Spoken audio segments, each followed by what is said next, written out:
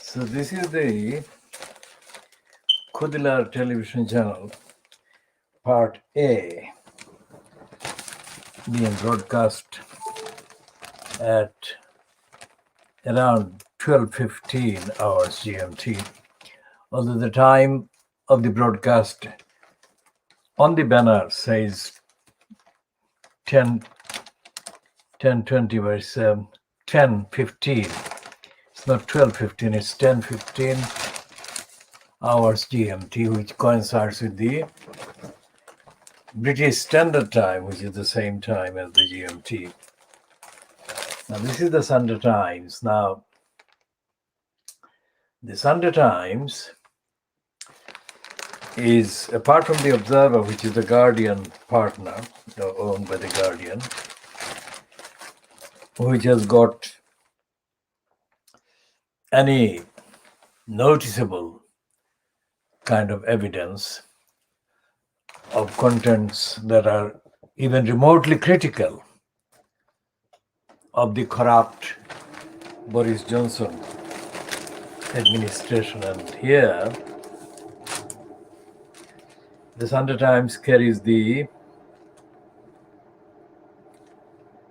kind of two items. One is the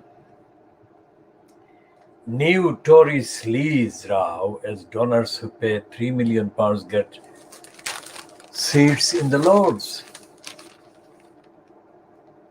It's open robbery, open corruption, open crime, and open death of the pretense, even the pretense democracy. And it's a piece by the Inside team in the Sunday Times. The Inside team is on the records as having broken some stories that the rest of the list didn't break. But the Inside team's kind of integrity and the credibility has been diminishing ever since the Sunday Times got taken over by Boris Johnson's backer and kind of owner, if you like, political owner, dirty digger Rupert Murdoch. But this Inside piece is an exclusive in comparison with the rest of the Fleet Street titles today, Sunday. And it says that Conservative Party has been accused of abusing the honours system by systematically offering seats in the House of Lords to select group of multimillionaire donors who pay more than $3 million to the party. Now, our campaign, our movement, has never accepted that this is an honours system. We have been calling it for decades the dishonour system. And before going into the details of that particular piece in the Sunday Times, let's say that there are other so-called honours that are colloquially called gongs.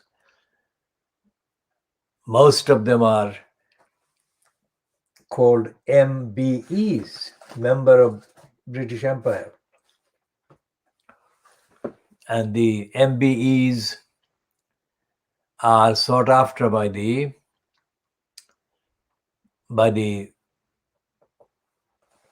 majority of the people who feel that such a gong would enhance their credibility, their name, if you like.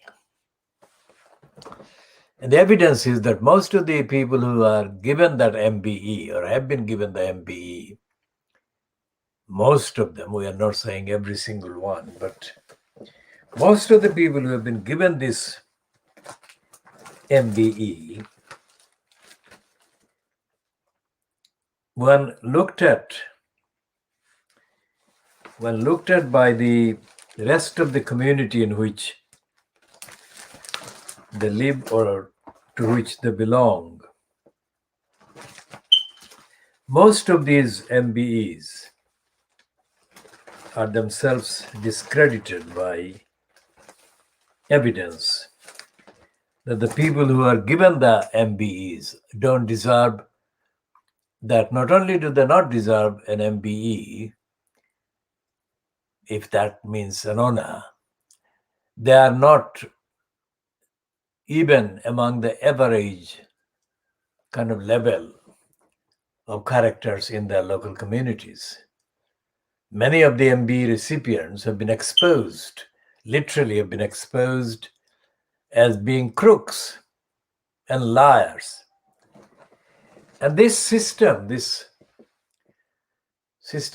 so-called gongs and the so-called honors, still remain hidden in secrecy.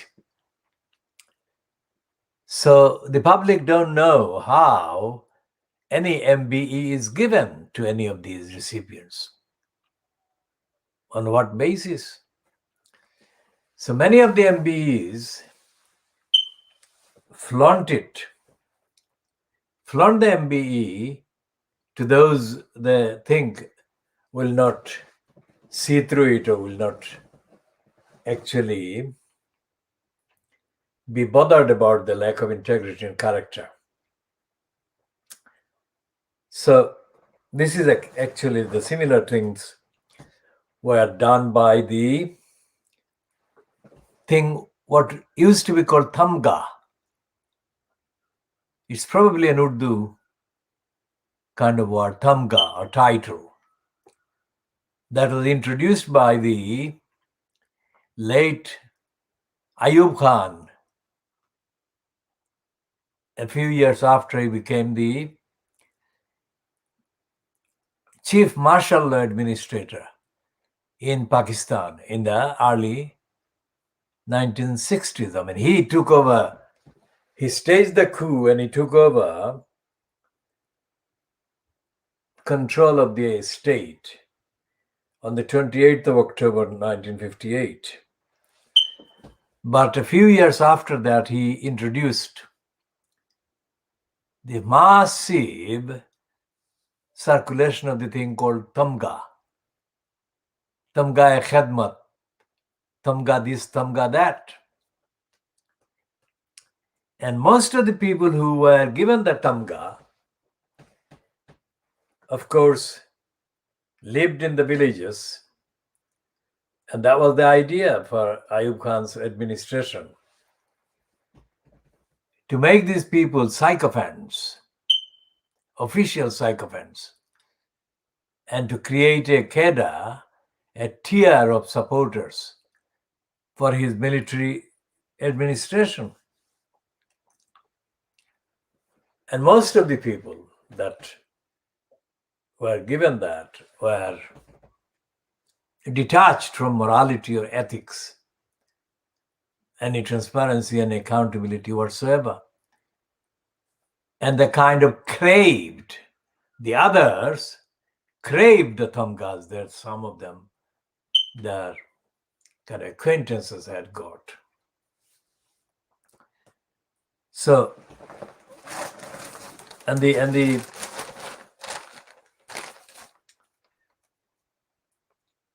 corrupt Boris Johnson administration cabal is, of course, receiving money from the people that are going to be inflicted on the House of Commons.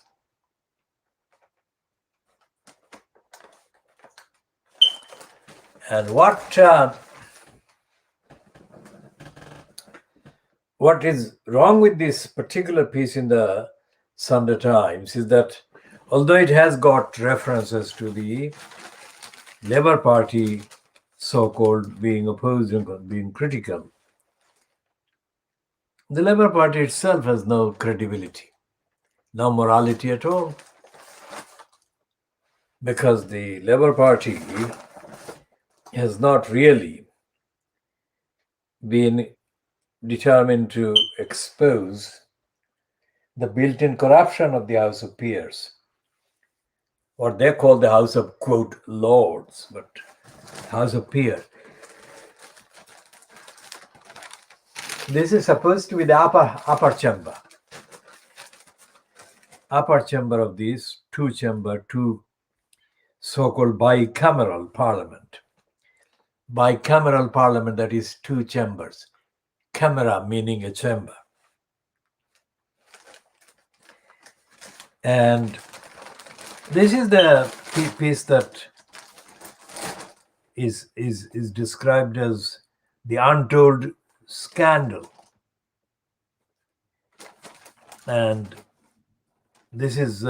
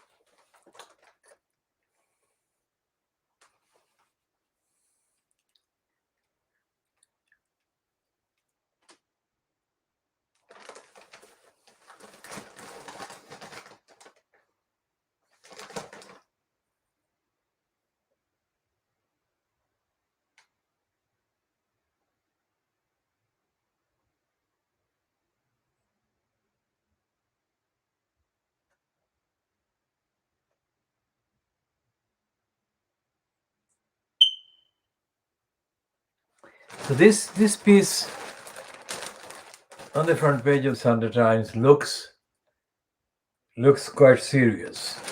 That is to say, looks quite critical of Boris Johnson and the Conservatives. But it's not. It's full of all kinds of disclaimers.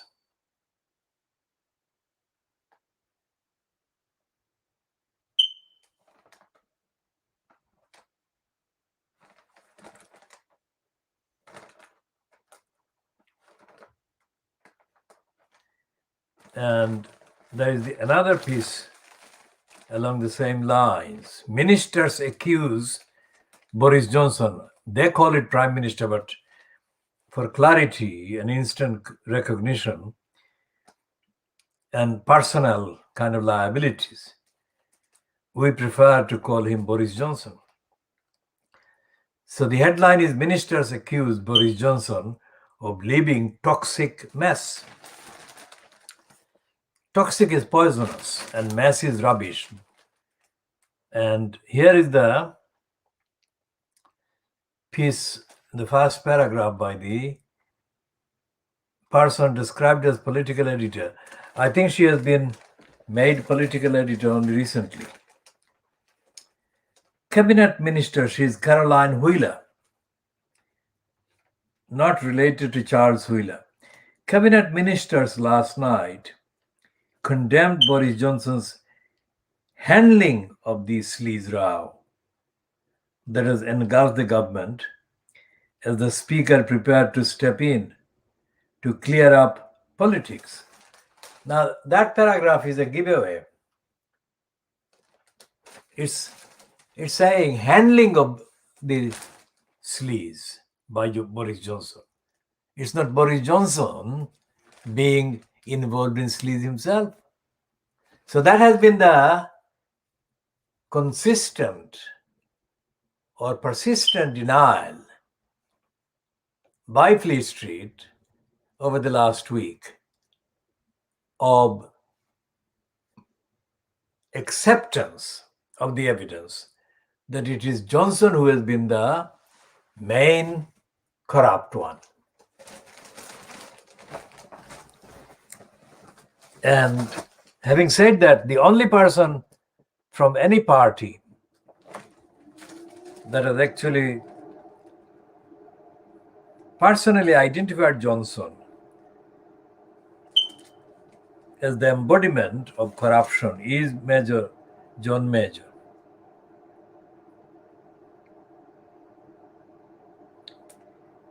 And Johnson has said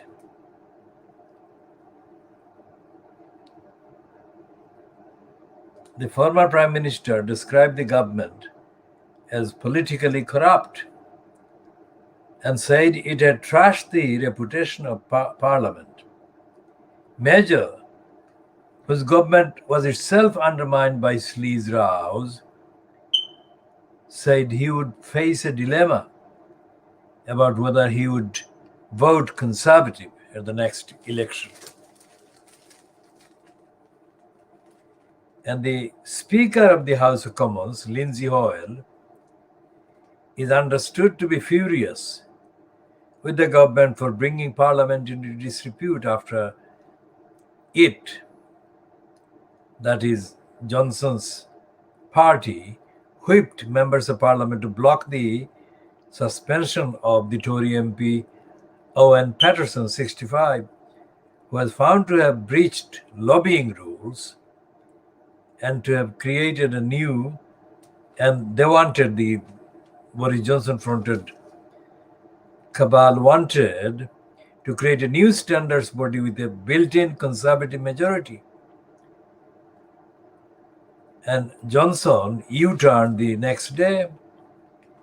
Cabinet ministers turned on the Prime Minister over his handling of the affair, which one described as a toxic mess. Now, again, this is not blaming Johnson for being the dishonest one. They're separating him from the toxic mess, which they're not personally linking to anybody else. Although it was Johnson, and it is Johnson who has been doing the actual toxicity and the messing up and the lying and the awarding of the peerages, as in the first story, to donors who are bribing. Donors meaning bribers of the Conservative Party. And throughout the, as I said on Saturday, all the Fleet Street lying papers have separated Johnson from the corruption itself, from the sleaze itself. Now, if they say that he has been handling it wrongly, then it shows that somebody else has been causing it. But it's Johnson who has been causing it. And it's Johnson who has actually been exposed as first insisting on Conservative MPs to vote against the suspension of Owen Paterson by Catherine Stone. And then that was on Wednesday. Then on Thursday, the papers, including the Daily Mail, openly criticized Johnson's handling, but the criticism was in banner headings. And it is headings like that Johnson is actually more respectful of, if you like. And when he saw even one heading hostile to his behavior, Johnson panicked. And so he reversed everything that he had forced the Conservative MPs to vote for and abandoned Owen Paterson, whom he is still plotting to put in the House of Peers as a compensation.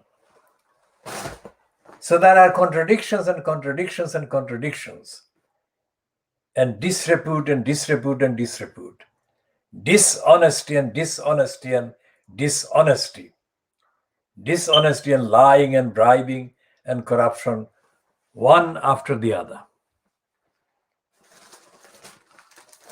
So this is not the kind of coverage or the response or the reporting by Labour Party supporting outlets in Fleet Street. These are conservative outlets,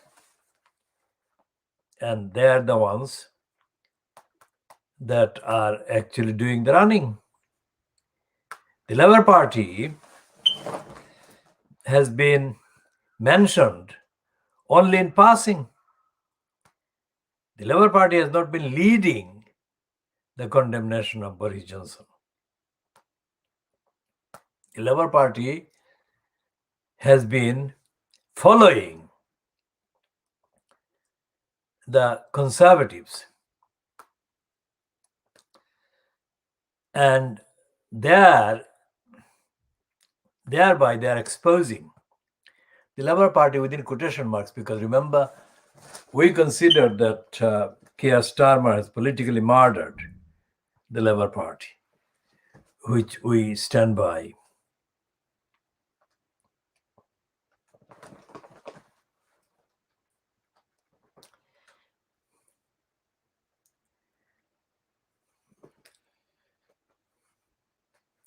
This is a picture on the front page of the Sunday Times. We are going to come. This is a picture of Jemima Khan with Diana in Pakistan. All the kind of decorations and the garland, etc., and the faces of the people behind them give the clue.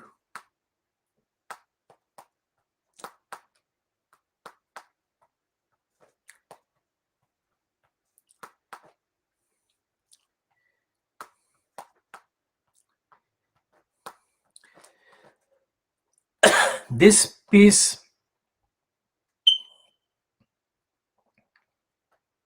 about the crown and Jemima Khan's statement that she is not contributing to the next series. This picture, this piece of Jemima Khan and sitting next to Diana in Pakistan, this has got references to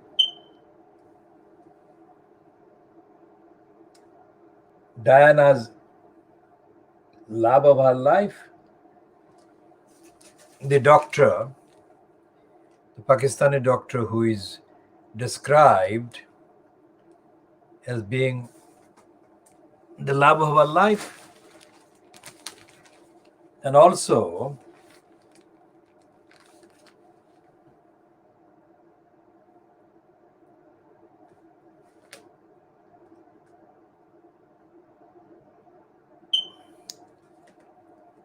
a relative, a distant cousin of Imran Khan, Hasnat Khan, considered by some to have been the love of Diana's life, is a distant cousin of Imran Khan. So this is the big piece about Diana and Imran. Diana, actually about Jemima Khan. But this is about the role that Jemima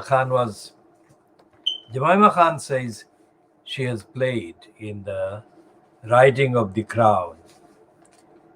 But the statement from the makers of the program contained in the same piece denies that she was ever on contract with the program. The main details about Jemima Khan and the creator of the crown, Peter Morgan,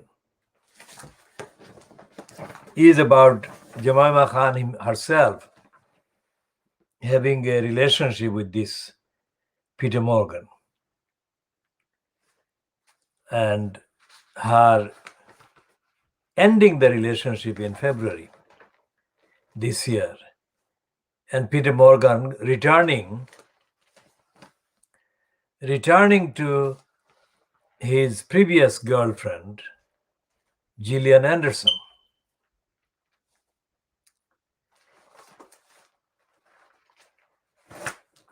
The piece refers to Diana visiting Pakistan twice while Jemima Khan was married to Imran Khan. But there is a parallel kind of situation that developed almost 20 years later. Because when Sadiq Khan, the son of a Pakistani bus driver, stood to be elected to the post of executive mayor at the expense of London in 2016, when Boris Johnson was ending his second term in that same post, Jemima Khan's brother, Zach Goldsmith, who was standing against Sadiq Khan, mounted a very clear and brazen anti-Muslim racist campaign against Sadiq Khan. And Boris Johnson supported Zach Goldsmith. And there is no record, there is no evidence of Jemima Khan opposing her brother's anti-Muslim, anti-Pakistani tirade, racist tirade. So Jemima Khan carries the name Khan, but she's dubious, because when Imran Khan got elected and was made Prime Minister of Pakistan, Jemima Khan issued a statement from London, of course. She issued a statement in which she said that she was noting, or words to that effect, the election of the father of her children to the post that made Imran Khan Prime Minister. She didn't say my ex-husband at all. She said father of her children. Where did the children kind of come from?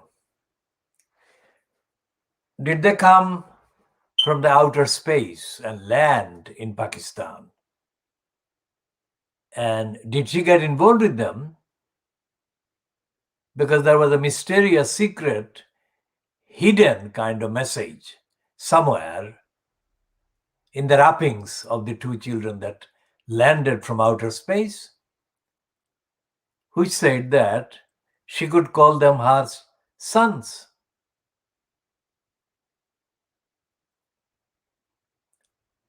So if she doesn't feel confident that Imran Khan was her children's father and her husband, why does she keep the name Khan? Because of all her boyfriends, by any account, she has had about 12 or more separate boyfriends in Britain since she left Imran Khan, or left the marriage. All of them put together, or none of them individually, could match the status that comes from her being linked with Imran Khan, whether as his ex-wife or whether as the father of her children. So Jemima Khan is being dishonest in disowning her marriage to Imran Khan and then clinging on to his name, Jemima Khan. The diversity advantage that this gives her is not possible for her to get by calling herself Goldsmith.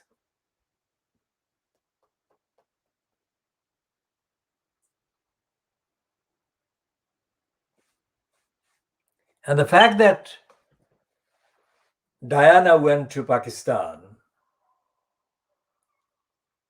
twice, according to this piece in the Sunday Times, while Jemima Khan was married to Imran Khan, is not unrelated to the fact that even Diana going to Pakistan as her friend added to the status of Jemima Goldsmith. And the fact that she went there, Diana that is, was very, very much connected with her relationship with Hasnat Khan, Diana's relationship with Hasnat Khan.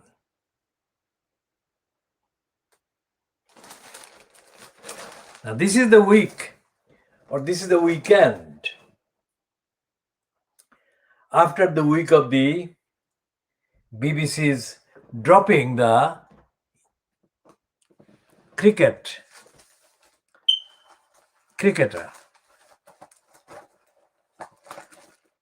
Vaughan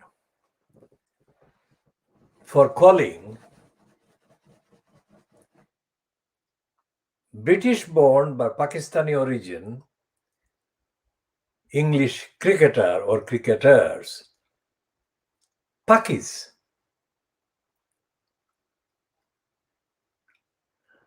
Or being heard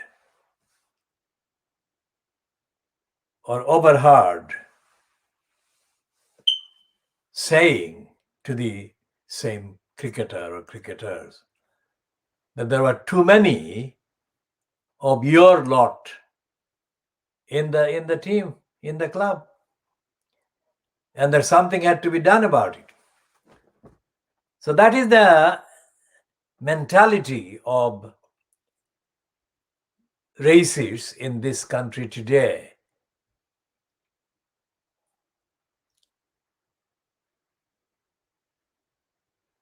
Nearly two decades after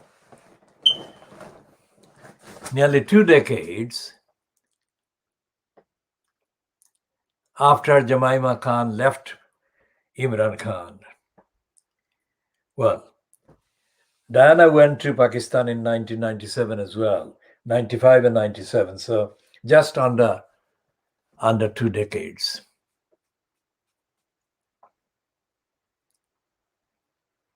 So what's the difference between the them and us attitude of Vaughan to the Pakistani origin cricketers? And Jemima Khan distancing herself from Imran Khan, distancing herself from the record of Imran Khan and her being married. Instead, calling Imran Khan father of my children makes Imran Khan and her unmarried and a possible adulterous relationship from Pakistan's standpoint. So why is this detachment? Would she be that detached to somebody whose name she would be quite happy to be known by, but whom personally she would be that distant from? Of course, Imran Khan has acknowledged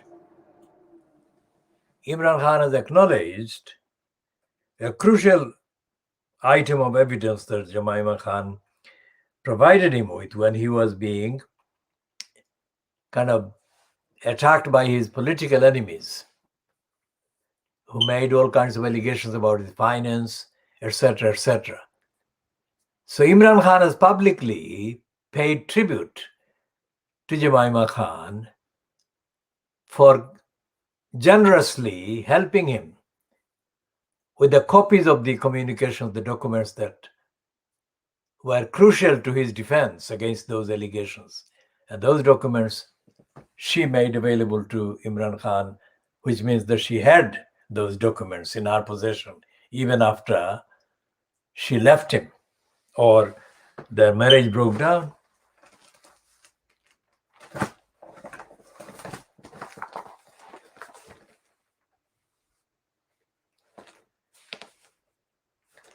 So this is the other picture of Diana and Jemima Khan. Diana wearing a Pakistani dress. And the reason why Diana went to Pakistan was, in fact, to do with the fact that she was going to marry Hasnat Khan. She did want to marry Hasnat Khan. That is known. And the fact that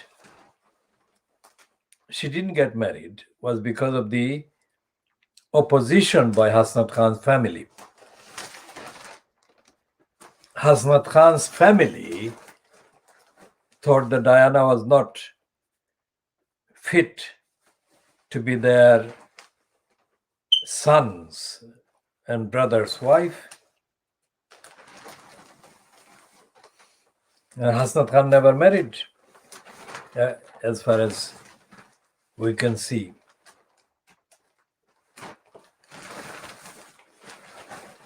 Okay, let's go back to the conservative sleaze and corruption and bribery. And the Sunday Times Insight investigation of the corruption and sleaze and bribery is on pages 14 and 15.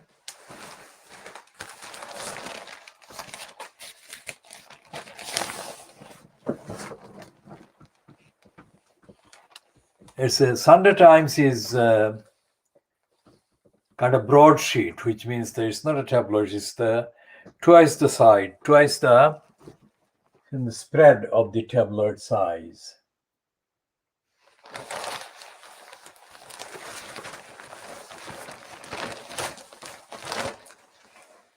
And Tory donors who went to the Lords, including these ones. Cruddas, billionaire, who resigned as Tory treasurer in 2012 in the Cash for Cameron scandal, given a peerage in January after Boris Johnson overruled the Lord's watchdog. Lupton, city banker. Brownlow, city hedge fund investor. City banker Fraser. City online trading tycoon Spencer. And there is a inside heading highlight which says that Boris Johnson believes he is immune from the rules. And this is 2 pages of the broadsheet, so it's quite a long piece. So I'm not going to read the whole thing, except to say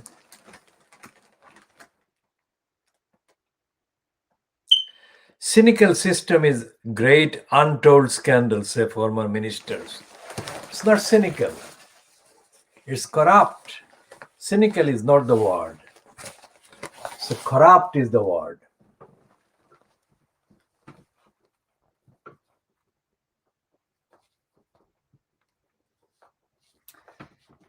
So what is happening with this particular investigation is that Boris Johnson's impunity, it's not immune, but his impunity from accountability, impunity from following even the most loosest, the most flexible of rules, is at an end. Because the evidence that he is abusing parliament, abusing members of his own party, so-called, that will stick.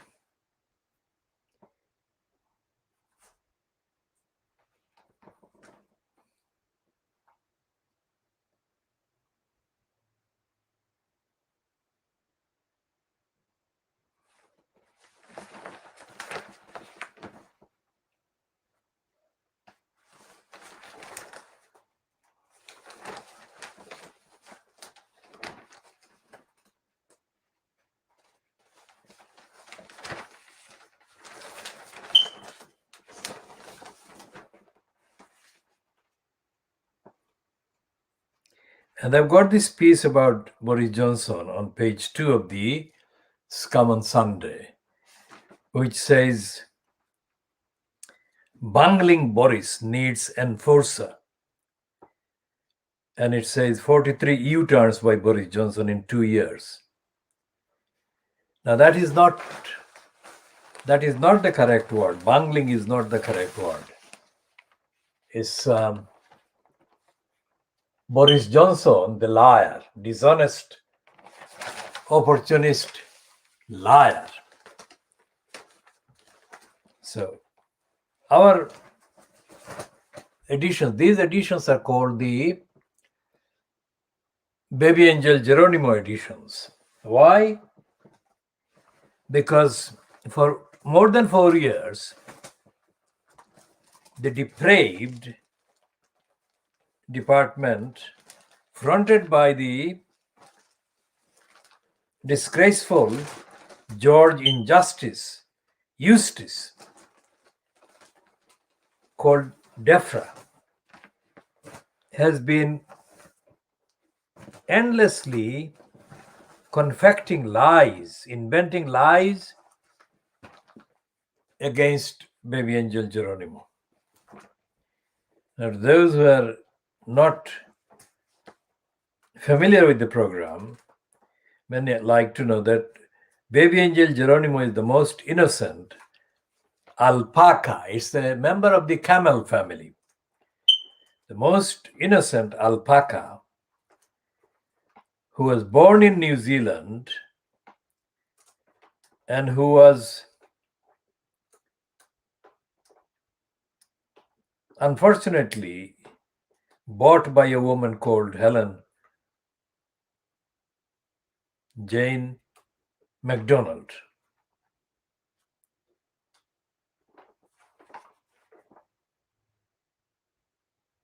Helen MacDonald, not Jane MacDonald. Helen MacDonald in South Gloucester. Gloucester, near, not far from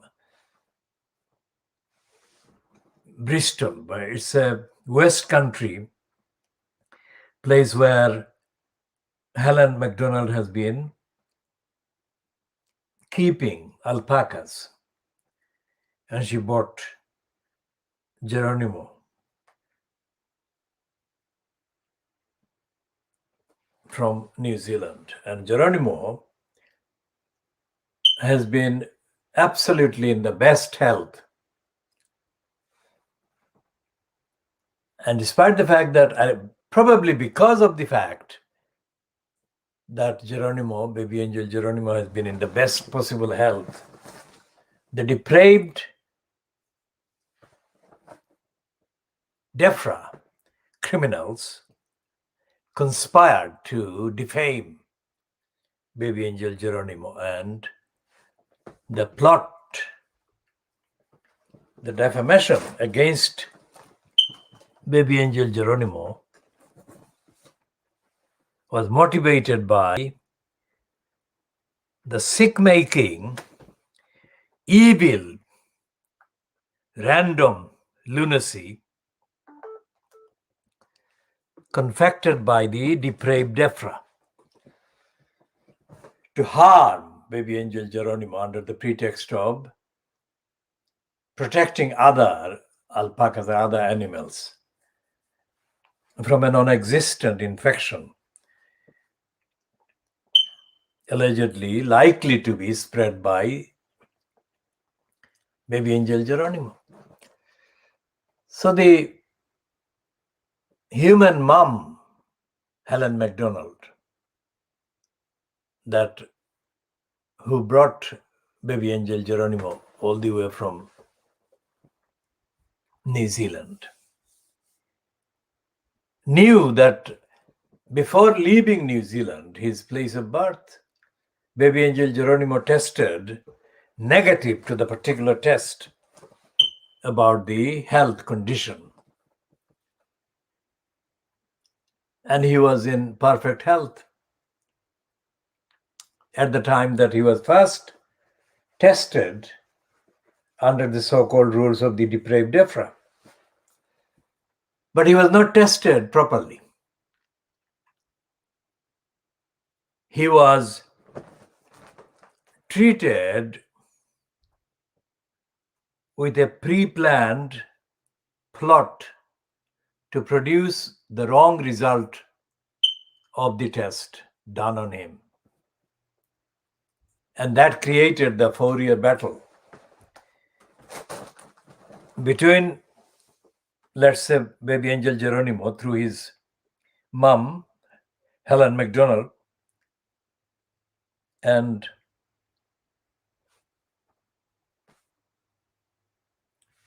the depraved Ephra.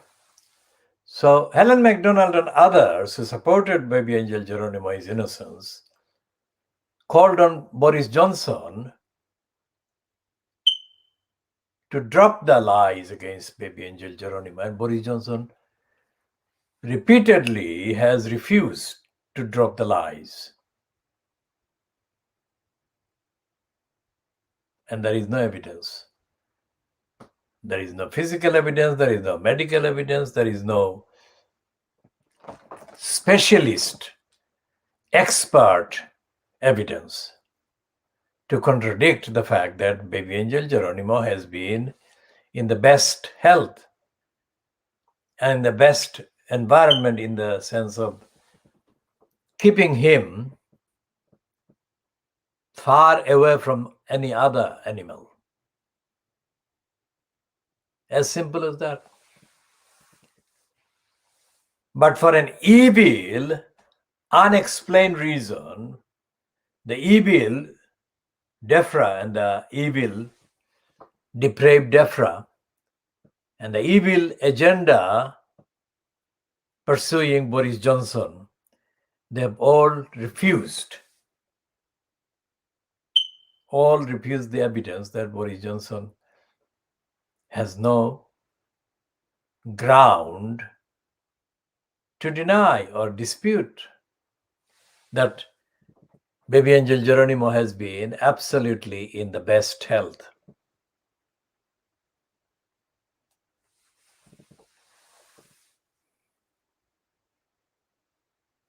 So this is the man, this is Boris Johnson, who is the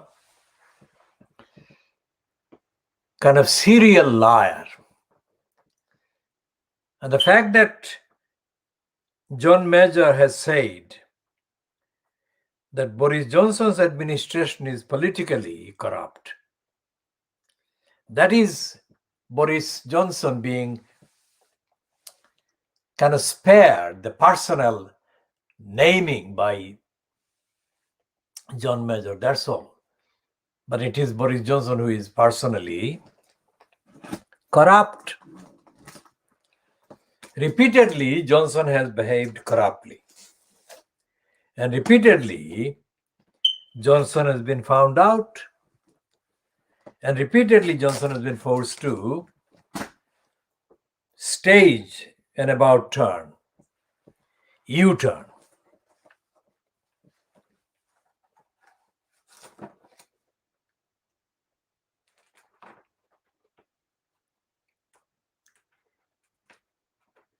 So that is why we call it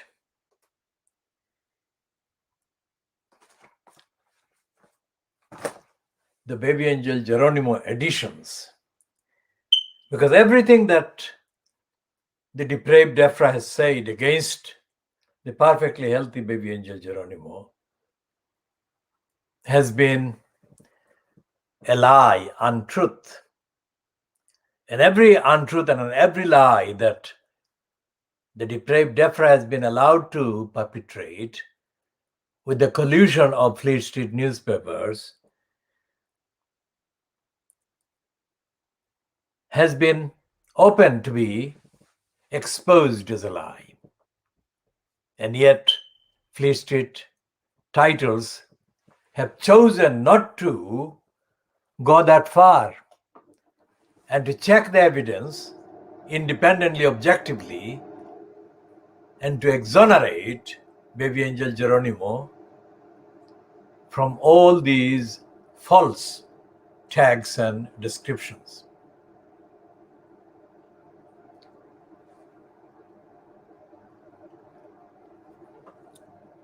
By all tests and all criteria, anyone who lies, intentionally lies, inflicts intentional lies,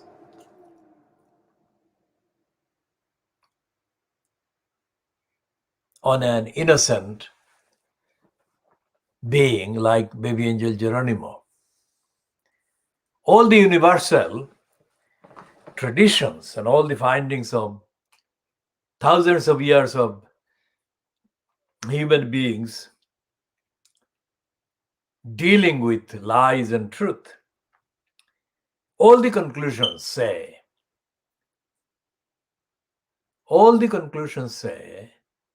from all corners of the world that all the liars will be held to account.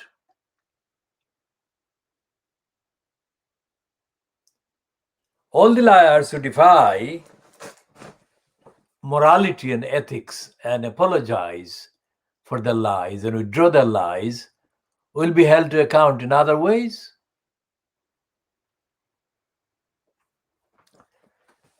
Now, of course, the Sunday Times is not talking about Baby Angel Geronimo,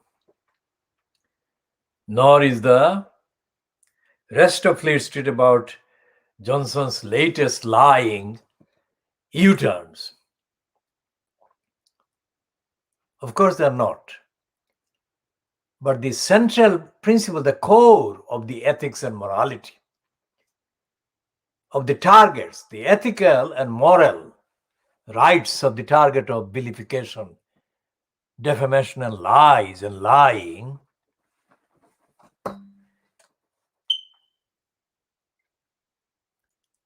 shows all the targets of defamation and lies and lying and misdescription. All the targets deserve to be vindicated, and that includes Baby Angel Geronimo. Now, today's Sunday papers and the Sunday political kind of commentary cannot get away from the fact that Boris Johnson is a corrupt fronter of a corrupt cabal, politically corrupt administration. And this is not something that Johnson can shake off. It is sticking. And it is sticking because there is form. There is form in Boris Johnson's abuse of position and Boris Johnson's contemptible contempt towards the concept of justice, the concept of truthfulness, and concept of fairness. There is no evidence that the depraved Ephra can produce. They can physically never produce any evidence of any damage done to any being by Baby Angel Geronimo. So Baby Angel Geronimo is one leader of the campaign, the moral campaign, the ethical campaign, warranting, being entitled to be vindicated. And the vindication is already taking place. Johnson is unfit, morally unfit. Johnson is ethically unfit and in denial, as are the rest of his cabal. One commentator in Fleet Street, reluctantly, belatedly, but factually, has said that Johnson cannot, although that is not up to the standard that we would expect, but that is a departure from the previous status quo about Johnson in Fleet Street.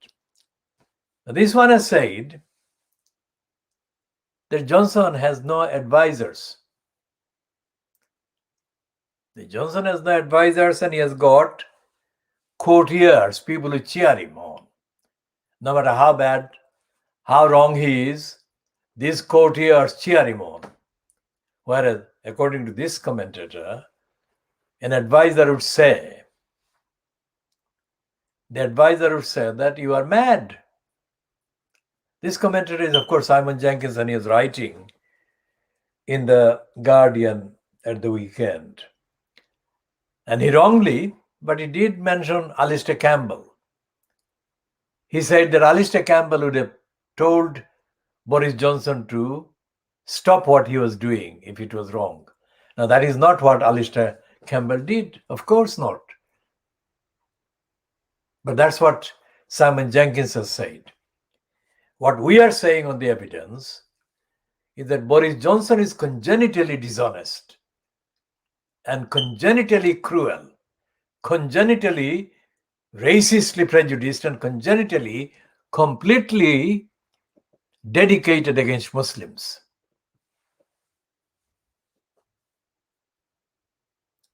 And what all of this amounts to is that Johnson, as things stand at this time, on Sunday, the 7th of November 2021, it is impossible to see how Johnson can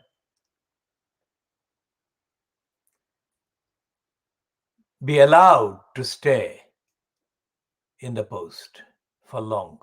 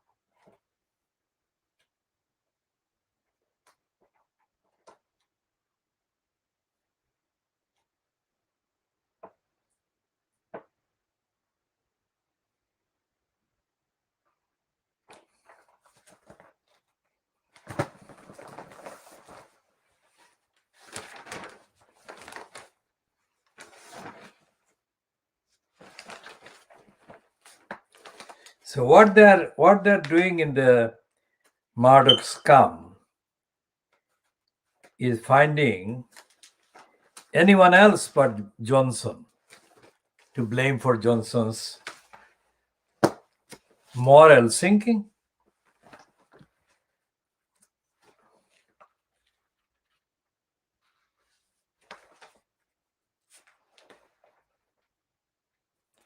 So this one,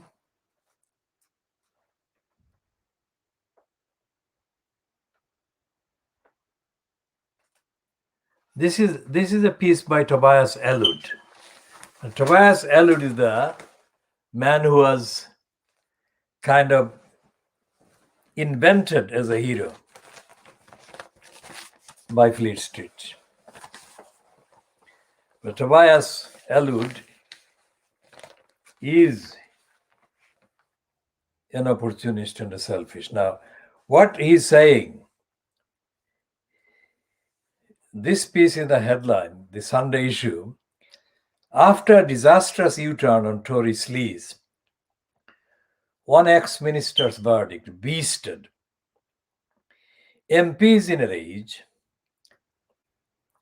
voters in total contempt, a prime minister who takes the mother of parliaments for granted will achieve nothing. And still there is no corruption. There is no reference to corruption. And that sums up the Tobias Ellwood opportunistic plug. And there is the main heading in the Sun on Sunday editorial dedicated against Angela Rayner. Because the scum has said that Boris Johnson's failures have made Angela Rayner look good. Now that's a very corrupt, untruthful, and unjustified statement. They're saying here in the editorial, he, that is Boris Johnson, managed to make Labour's deputy leader, Angela Rayner, look good at the dispatch box. Her mantra of one rule for them and one rule for the rest of us will eventually strike a chord with voters, especially those who backed the Tories for the first time in 2019. This is a turning point for the Conservative, for the government, leaving Boris Johnson with a clear choice. They're still saying that he has got a choice. He hasn't got any choice. And the sooner the lying scum realize that and recognize that, the better it is for the many in the country. And they're saying that one of the two choices, he's got a choice, which is he either learns from the mistakes of the past week and rebuilds. What on earth is he going to rebuild? Or, with the by-election on the horizon, he faces his majority being hit by the wrecking ball. I mean, that is not a statement about what the country needs. An end to corruption, end to sleaze, and an end to the dishonoring, corrupt making of crooks and bribers, parliamentarians, by bribery, open bribery. This is the real problem. The reason why Johnson dared to even say that his retaliation against the Parliamentary Standards Commissioner, no matter how already fragile the power available to her is, the fact that he was embarked on a retaliation against the fact that there was a Parliamentary Standards Commissioner in place at all.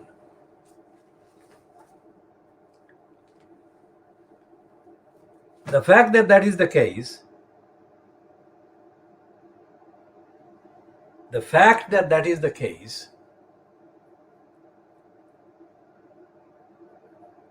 is because the auditing, the accountability of and by members of parliament, by government, by ministers, has been absent for a very long time in this country. And none of the Fleet Street papers, including the Guardian, the Daily Mirror, the Sunday Mirror, these Sunday People, and the Observer, none of them is saying what needs to be said, what we are saying.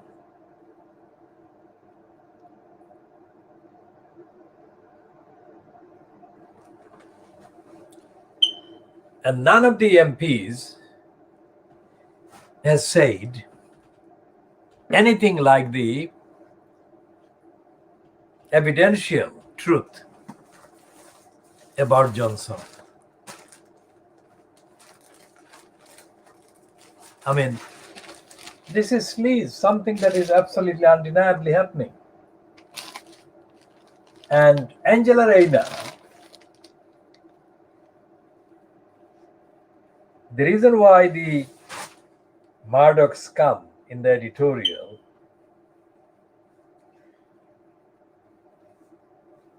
in the Sun on Sunday, the reason why they're mentioning Angela Rayner at all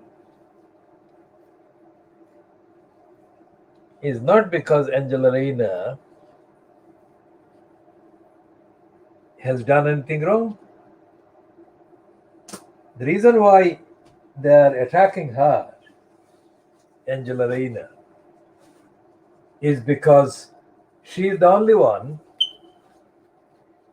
who had publicly condemned the Conservatives as being the scum, and she is the one that has actually struck a chord with the people. The Conservatives are scum,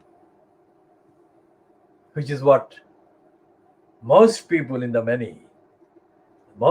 majority who are deprived of their rights, deprived of their equality, deprived of justice, know that the Conservatives are scum. That is why they cannot allow Angela Rayner to get any credit. So they're having a go at her, but they failed. Because saying that Angela Rayner would strike a chord with the people who voted for the first time for the Conservatives is what is worrying them. And here is Rod Little on page 30 of the Sunday Times saying that the Tories will keep getting away with this sleaze. Notice what he's saying, or the headline is saying, the Tories will keep getting away with this sleaze, this corruption. And then the next sentence is, I mean, who is going to vote for the other lot? Little is saying that nobody is going to vote for the Labour Party. And we are saying that the Labour Party doesn't exist. This would be the occasion, had Keir Starmer not politically murdered the Labour Party, then this would be the time for the Labour Party to be getting ahead of the Conservatives in the opinion polls, if you like. And the opinion polls are still showing the Labour Party losing while the Conservatives are gaining poll points.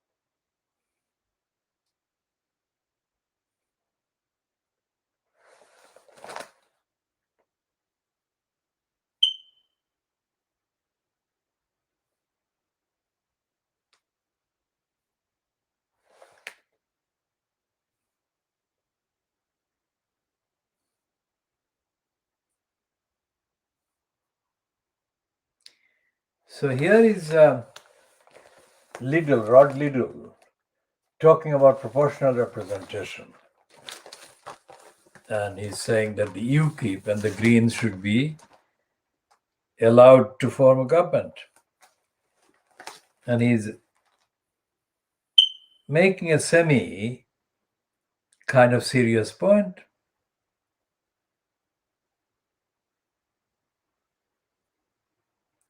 Now, the Sunday Times is wrong with this kind of investigation because although it's spread over 2 pages, plus the front page lead, it's referring to Fowler.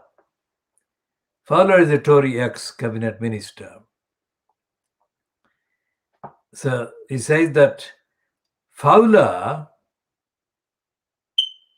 is calling for an independent inquiry to determine a maximum limit on the size of the House of Lords. It was depressing to see how the present government has ignored the progress that was being made there. He said, "What irritates me perhaps most is that the blemishes hide the very real contribution that the second chamber makes to better law and raising issues of public importance." So although they're saying that the sleaze row is rampant under Johnson, they're saying that there is no alternative.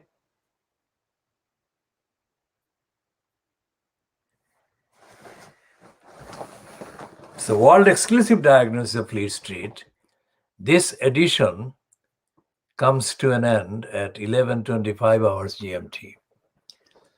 We shall be continuing in due course, of course.